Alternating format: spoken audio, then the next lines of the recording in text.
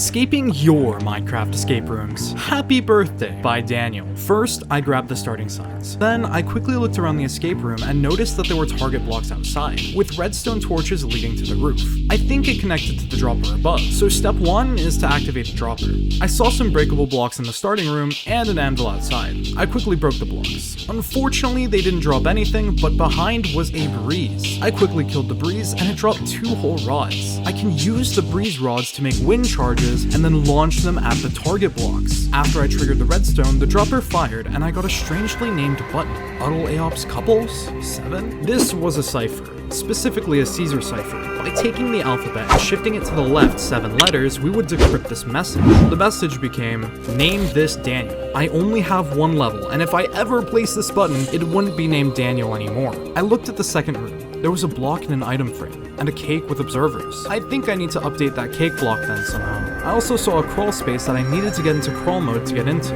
I quickly realized I could wind charge up to the top of the ceiling to yoink the block and the item frame. I still couldn't reach the cake to update it, but I had an idea. If I place a block under the cake, it updates and latches onto the block. Then, by breaking the block, the cake will break too. And it worked! A block spawned, specifically an iron trap door. I used the button, opened the trap door, and continued on, making sure to grab my button. Inside the next room was piston, crafting table, block, and redstone. I saw a sign telling me to drop the button, and another sign telling me if I crawled into the hole, I'd die. I'm not risking it. Using F5, I got a whole new perspective, and saw that there was an observer. I needed to push the diamond block into it, so by placing the piston and pulling the block towards the hole, I could probably slot the mushroom block in there. However, I was unable to push it any farther. Not many people know about this, but if you flick your camera within 1 frame, you can place a piston facing a certain direction on any block. By looking left and flicking right, I can point the piston correctly and continually thrust the block deeper into the hole. The observer was triggered, and I got a hay bale. I knew exactly what to do. I crafted the target block, went back to the start, named the button Daniel, triggered the target block next to the trapdoor with a wind charge, and then dropped the button into the corner.